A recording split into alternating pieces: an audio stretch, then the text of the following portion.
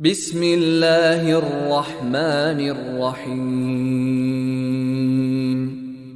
لم يكن الذين كفروا من أهل الكتاب والمشركين منفكين حتى تأتيهم البينة رسول من الله يتلو صحفا مطهرة فيها كتب قيمة وما تفرق الذين أوتوا الكتاب إلا من بعد ما جاءتهم البينة وما أمروا إلا ليعبدوا الله مخلصين له الدين حنفاء ويقيموا الصلاة ويؤتوا الزكاة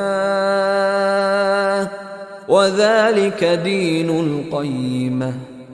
إن الذين كفروا من أهل الكتاب والمشركين في نار جهنم خالدين فيها أولئك هم شر البرية إن الذين آمنوا وعملوا الصالحات أولئك هم خير البرية جزاؤهم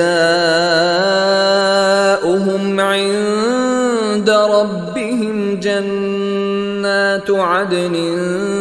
تجري من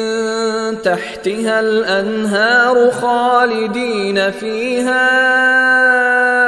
أبدا رضي الله عنهم ورضوا عنه